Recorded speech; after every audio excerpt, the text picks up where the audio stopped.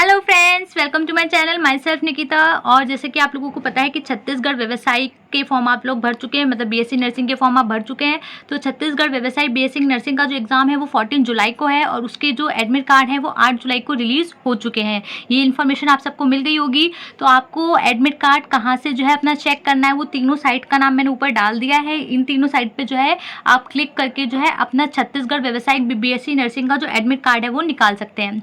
Admit card देखते ही आपको पता चल जाएगा कि आपका एग्जाम की डेट तो आपको पता ही है कि आपका एग्जाम किस सेंटर पे पढ़ने वाला है। तो आप अपने सेंटर को चेक कर लीजिएगा कि वो आपके घर से कितना पास है, कितना दूर है। अगर वो दूर है तो आप अपनी टिकट्स वगैरह बुक कर लीजिएगा, और अगर ज़्यादा दूर नहीं है तो अपना एक बार सेंटर आप जो है अपना चेक करके आ जाइएगा। तो ये तो सिंपल बात हो गई कि आपका एग्जाम का एडमिट कार्ड निकल गया। अब बात आती है कि बच्चों को ये डाउट है कि उनका ड्रेस कोड क्या है एग्जाम के लिए। तो ड्रेस कोड आपका वही सिंपल जैसे हर एग्जाम के लिए होता है, सिंपल आपको हाफ स्लीव्स पहन के जानी है।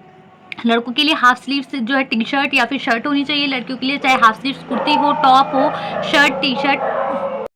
मीन्स आपको जो ऊपर का आपका टॉप होगा, चाहे वो लड़के हो चाहे वो लड़कियां हो, आपको बिल्कुल मिनिमल प्रिंट वाला लाइट कलर का, उसमें ज़्यादा बड़े बटन्स नहीं होने चाहिए, कुछ मेटल्स वगैरह का काम नहीं होना चाहिए। मतलब हाफ स्लीव्स आपका मेन इंपॉर्टेंट है। देन आफ्टर आती है नीचे की बात। तो नीचे जो है आप जीन्स पैंट प्लाजो कुर्ती पजामी कुछ भी पहन सकते हैं, बस ज़्यादा उसमें बटन नहीं होने चाहिए बड़े बड़े, कोई मेटल का ज़्यादा काम नहीं होना चाहिए, कोई बहुत ज़्यादा प्रिंट नहीं होने चाहिए। और साथ में आपके जो शूज़ होने चाहिए, आप कोशिश करिएगा, वैसे तो कोई गाइडलाइन नहीं है पर आप कोशिश करिएगा कि आप शूज़ पहन के ना जाएँ।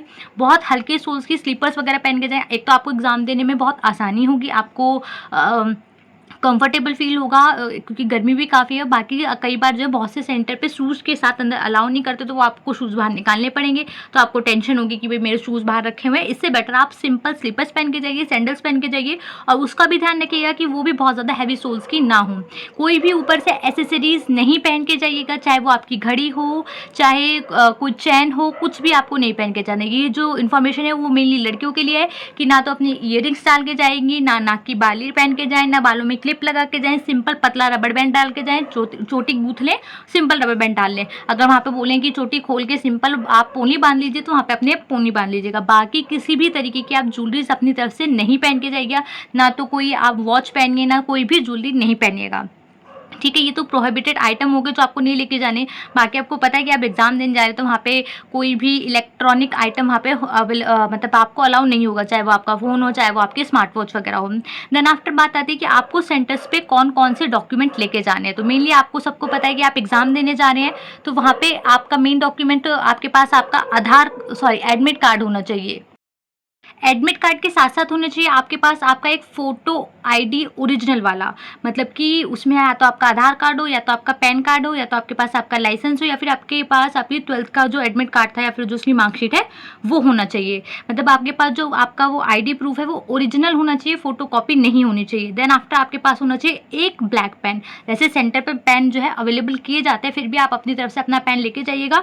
अगर यूज़ हो गया इट्स ओके, नहीं यूज़ हुआ तो आप उसको फेंक दीजिएगा, कोई फर्क नहीं पड़ता। अगर वहाँ पे नहीं मिला तो आपको दिक्कत हो सकती है। और आपके पास होने चाहिए आपके 2 फोटो, वो फोटो जो आपने रजिस्ट्रेशन करते वक्त फॉर्म फिल करते वक्त जमा कराए थे। तो ये हो गया आपके डॉक्यूमेंट, आपका एडमिट कार्ड, आपके पास आपका फोटो आईडी प्रूफ, आपका एक पेन और 2 फोटो, सिंपल। फिर कुछ लोगों को डाउट होता है कि हम जो है अकेले जाएंगे तो हम पैसे वगैरह रख के लेके जा सकते हैं या नहीं। तो देखिए, आप कोशिश करिए कि सब आप उतने पैसे लेके जाइए जितना आपके किराए भाड़े में खर्चा होने वाला है अपने घर तक पहुंचने के लिए। कोशिश करिए कि आप कम से कम नोट में पैसे ले जाइए, 100 का नोट या फिर 200 तक का नोट, या फिर ज़्यादा दूर से आए तो 500 1000 तक रुपए लेके जाइए। उससे ज़्यादा मत लेके जाइए। नोट की फॉर्म में पैसे लेके जाइए, चिल्लरों की फॉर्म में, सिक्के की फॉर्म में, कॉइन्स की फॉर्म में पैसे नहीं लेके जाइएगा। उससे जो है फिर जब आपकी चेकिंग वगैरह होगी मशीन वगैरह से, तो उसमें आपको दिक्कत आ सकती है। तो ये तो होगी आपकी उसकी बात। बाकी आपको पता है कि आपका जो एग्ज़ाम टाइम है वो 10 बजे से 12:15 तक है। मतलब कि आपका 2 घंटे का जो एग्जाम है, आपका एग्जाम 10 बजे से स्टार्ट हो जाएगा, 12 बजे खत्म हो जाएगा, 12:15 में आपको बाहर भेज दिया जाएगा।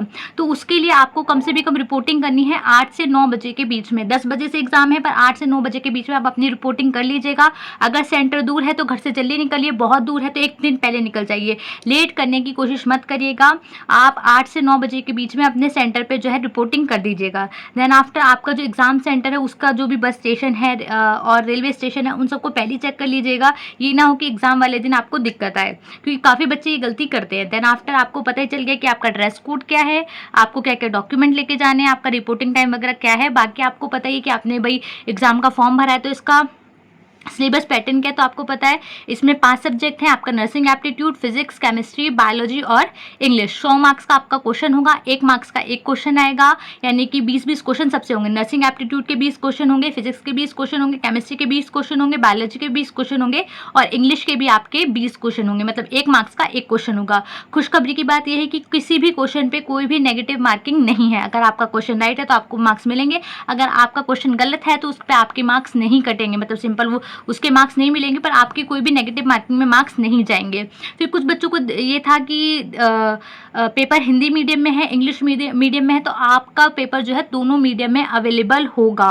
आप जिस भी फॉर्म में भरा होगा, मतलब जब आपने रजिस्ट्रेशन किया होगा तो आपको उस फॉर्म में आपको अवेलेबल हो जाएगा। आपने हिंदी का भरा है तो आपको हिंदी में मिल जाएगा, इंग्लिश का भरा है तो इंग्लिश में मिल जाएगा। अगर दोनों पेपर एक साथ प्रिंट होंगे तो दोनों मिल जाएंगे। आपको जिसमें भी ऐसा लगता है कि आपको इसमें समझ आ रहा है तो आप उसके बेस पे जो है अपना पेपर सॉल्व करना स्टार्ट कर दीजिएगा। तो बस यही थी आपकी इन्फॉर्मेशन की 8 तारीख से जो है आपका एडमिट कार्ड रिलीज़ हो गया है, 14 तारीख को आपका एग्जाम है। आपका रिपोर्टिंग टाइम वगैरह वो सब मैंने आपको बता दिया वीडियो के अंदर, कब आपको पहुंचना है, क्या आपकी टाइमिंग है, आपका ड्रेस कोड क्या है और बाकी आपका एग्जाम पैटर्न क्या है। आप जो है कोशिश करिएगा कि आप कोई भी क्वेश्चन नहीं छोड़ के आएँ, क्योंकि जब नेगेटिव मार्किंग नहीं है तो आप सारे के सारे क्वेश्चन अटैम्प्ट करिए। बाकी मेरी तरफ से ऑल द बेस्ट। आपका एग्जाम ज़्यादा दूर नहीं बचा, तो प्लीज़ आप अपनी पढ़ाई पर फोकस करिए, जितने ज़्यादा हो सके क्वेश्चन प्रैक्टिस करिए, यूट्यूब की वीडियोज़ के थ्रू पढ़िए, अगर आपने कोई बुक ले रखी तो उसके थ्रू पढ़िए। बाकी मेरी तरफ से आपको कोई भी हेल्प चाहिए तो आप मेरे कमेंट सेक्शन में डाल सकते हैं, मैं उस पर भी वीडियो बना दूंगी। कोई भी डाउट हो तो आप उस पर मुझसे पूछ सकते हैं, क्योंकि आपका जो एग्जाम है काफ़ी दूर नहीं बचा है, 2-4 दिन रह गए हैं, तो कोई भी प्रॉब्लम हो आप मेरे साथ शेयर कर सकते हैं। Thank you, all the best.